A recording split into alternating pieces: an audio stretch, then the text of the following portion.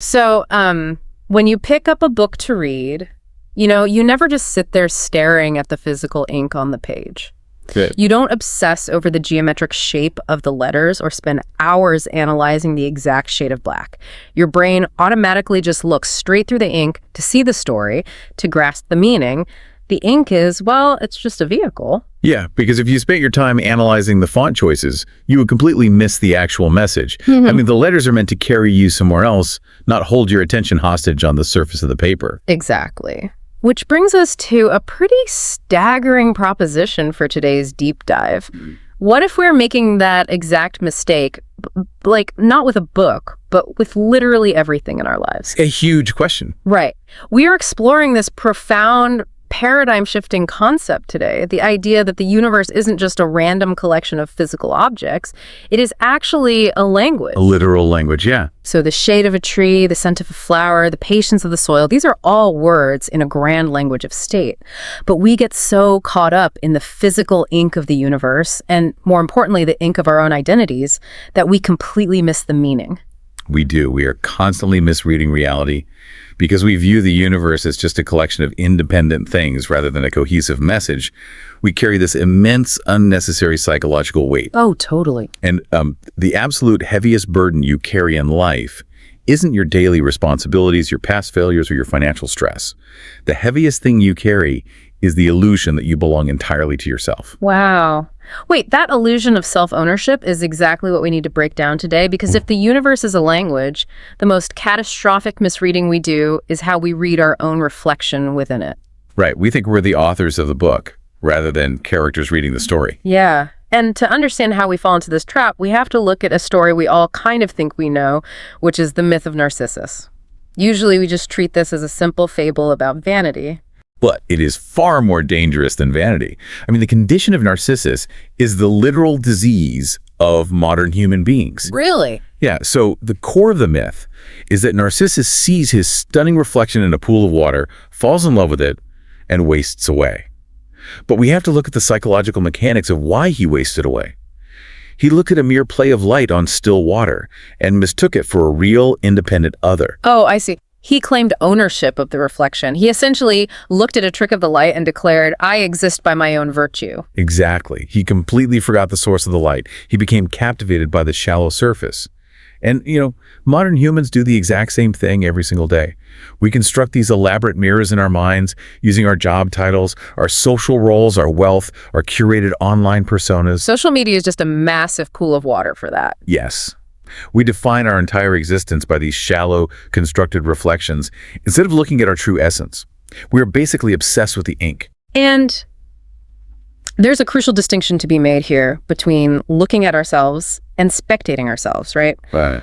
What Narcissus was doing, and what we constantly do when we obsess over our personal brands or our status, is spectating. Yes, spectating. Because spectating is an external act. It's distant. You look at a fragmented 2D image and say, well, that's me. But an image on the water has no depth.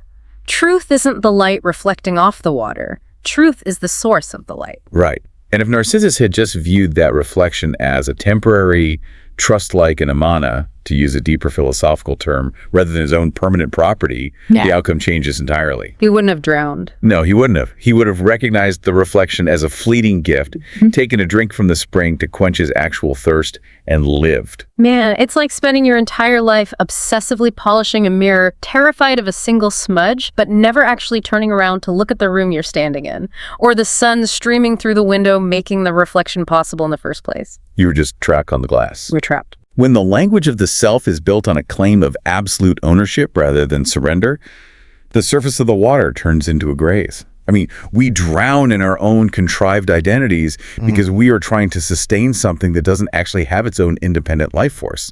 But wait, if our reflection, our job titles, and our roles aren't who we truly are, then what is this massive, undeniable sense of I that we feel every single waking moment? We all have an ego. We feel our own agency. If that's not our true self, what is it? Well, the concept of the ego, or the I-ness, operates in a very specific, almost counterintuitive way. The ego is not an absolute reality. It's actually a relative unit of measurement. Think of it as a hypothetical line or conceptual tool. A tool, like the equator. The equator isn't a physical line painted on the earth. It's just a concept we use to map and understand the globe.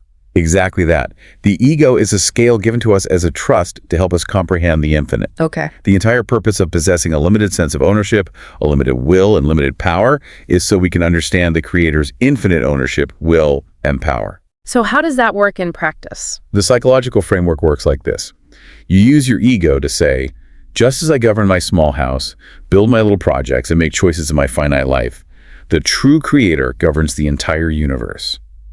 You are just using your temporary attributes to conceptualize the divine. Oh, wow. So the ego is really a bridge. It's supposed to direct our attention away from ourselves. Yes, it is a compass needle. When you use it correctly, finding the true meaning that points to the Creator, you are reading the universe for the meaning it points to. You're looking through the ink. But human nature tends to flip this entirely. We sever the connection, right?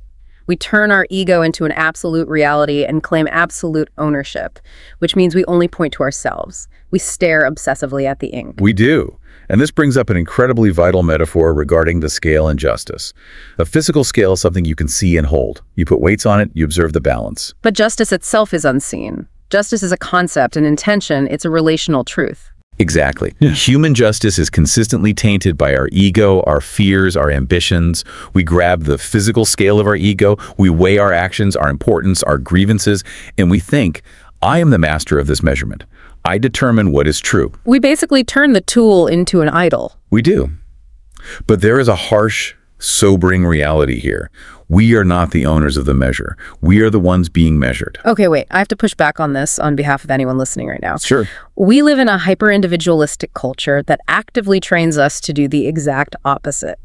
Every self-help book, every corporate retreat, every social media influencer tells us to own your truth, own your success, and be the center of your universe. Manifest your reality? Exactly. We are told that taking absolute ownership of our lives is the only path to empowerment. Claiming that this exact sense of ownership is what's crushing us goes against literally everything modern society teaches. It does. But the burnout epidemic we're seeing globally suggests modern society might be fundamentally wrong about this. When you place yourself at the absolute center, when you declare your ego an independent power, you create a kind of petty Pharaonism. You demand that reality bends to your will. So you're trying to hold the entire universe together with your... With your bare hands, and your hands are simply not big enough. Because your power is finite, your knowledge is limited, and your control is an illusion, you are inevitably crushed under the weight of trying to sustain your own personal universe. Because you are trying to be the independent source of the light rather than just a mirror reflecting it. Right, the sheer psychological burden of having to be your own God, your own ultimate provider, and the sole author of your destiny is what drives anxiety. It is completely exhausting. It really is. So if claiming ownership of the scale and trying to muscle our way through reality is what's causing this immense burnout, the antidote must be letting go of the scale. It has to be. But the framework for how to let go involves embracing two concepts that modern people absolutely despise: helplessness and need. Yeah, we condition ourselves to view those words as insults. We equate helplessness with defeat, cowardice, or passivity. And we view need as a shameful deficiency. We think if we are helpless, we have failed the ultimate test of independence. But if we redefine the entire universe as a connected language, those words change their meaning completely. Saying I am selfless doesn't mean I give up and I'm just going to sit idle on the couch. No, it is a profound realization of reality. Helplessness in this paradigm is a door opening to the one who holds infinite power. Need is a hand reaching toward the one who holds infinite mercy. Oh, wow. It is the conscious recognition that you are surrounded by countless variables you cannot control, but you are choosing to connect to the source that does control them. Through acknowledging your helplessness, you actually plug into divine power. So your fear is no longer isolated loneliness. Yeah. It becomes a point of connection. This totally shifts the concept of Bismillah, which translates to, in the name of God, from a simple, perfunctory religious phrase into a massive psychological and existential shift. It's described not just as a word, but as a climate, an alignment. A line of orientation. Uttering Bismillah with true comprehension removes the false claim of ownership from your shoulders. The crushing weight of the I dissolves. It is fascinating. And to visualize the mechanics of how this works, Consider the dynamic of a civil servant working in a government office. I love this analogy. This is such a brilliant way to ground the concept. A civil servant on their own has very little personal authority. Their physical strength is ordinary. Their personal bank account is limited. Yet their work touches thousands of people. They can halt a construction project, allocate millions in funding, or command respect from people far wealthier than them. Why? Because they do not act in their own name. They act on behalf of the state. They carry its dignity, its vast resources, its systemic power. They embody its authority. Right. But the moment that same civil servant steps out of line and starts acting in their own name, like demanding bribes, seeking personal glory, trying to build their own little kingdom, the work is tainted. They lose the backing of the state. They claim an authority they don't actually possess, and suddenly they are just a vulnerable, isolated individual operating on their own finite resources. Exactly. When humans live, learn, build, or lead solely in their own name, their existence only stretches as far as their own finite strength. Yeah. Everything they do is sealed with transience, it fades. Yeah. But when you act in the name of God, you dwell in that specific infinite climate. If your actions are rooted in the name of Al-Bar, the source of goodness, or Al-Adl, the just, that eternal meaning surrounds and elevates your finite actions. You become a conduit. It's like a local franchise owner trying to invent a global supply chain, marketing department, and distribution network entirely out of their own pocket. They would go bankrupt with stress in a month. But if they just tap into the parent company's infinite resources, the stress evaporates. Because the systems are already there. Right. You don't walk because you are powerful. You walk in the name of power. To make this abstract shift visceral, there is a really striking metaphor about a desert traveler that perfectly captures the danger of relying on your own muscle versus the immense safety of connection. Okay, picture this. Imagine a massive, barren desert. The sun is scorching overhead, the horizon is trembling with heat waves, and endless dunes of sand stretch in every direction. There is a traveler walking completely alone. His water skin is nearly empty, his feet are blistered, and mirages are mocking his vision. It is the ultimate manifestation of finite resources running dry. The traveler is forced to ask himself, what am I relying on in this vast emptiness? My own strength, my own intellect. What can my tiny ego possibly do against this environment? It's terrifying. It is. And this brings us to one of the most profound realizations you can have. The desert does not measure patience. It measures helplessness. That distinction changes everything. Because if you think the desert is measuring your patience, you are still relying on your ego. You're thinking, I just need to grit my teeth, dig deep and endure this. You are still trying to muscle your way through. But if it measures helplessness, your entire paradigm shifts. While he is wrestling with this, a caravan approaches in the distance. Hope stirs. He runs up to them, desperate for relief. A man from the caravan stops him and asks, who are you? And he gives his whole resume, right? Yeah, the traveler gives his resume. He explains his name, his tribe, where he came from, what his goals are. He presents his ego. But then the man asks the critical dividing question. In whose name are you traveling? Oh, wow. The traveler pauses. He has spent his whole life relying on himself, so he answers honestly, in no one's name. The man from the caravan looks at him with a mix of pity and finality. He says, then your road will be terribly hard. In this desert, the one who walks alone, their water runs out alone, their provisions run out alone, their fear grows alone, and the caravan departs. They leave him standing in the sand. It feels brutal to leave a dying man in the desert like that, but that abandonment is the exact catalyst needed for an awakening. Left completely alone, collapsing on the burning sand, he realizes his resume means nothing here. His self-ownership has led him to a dead end. He hits rock bottom. Yeah, and he finally hears a voice within asking the deeper questions. Who created you? Who sent you into this desert? Who kindles the sun that makes you feel this immense thirst? In that moment of absolute crushing helplessness, he strips away the illusion of his own independence. He whispers a single phrase. Bismillah from Mara. In the name of God, the most merciful, the most compassionate. And with that utterance, a psychological and spiritual shade opens in the desert. The physical sun is still burning, the sand is still hot, but the environment is no longer ownerless. He is no longer walking through a random hostile void. And the caravan returns. The same man stands before him. This time the traveler doesn't offer his resume. With quiet certainty, he says, I walk in the name of God. The caravan's entire posture changes. They recognize the connection. They say, this traveler is not alone. He walks with a name. Exactly. They open their doors, give him water, lift him onto a camel, and take him into their shade. Because in the desert, What keeps a person standing is not muscle, it is connection.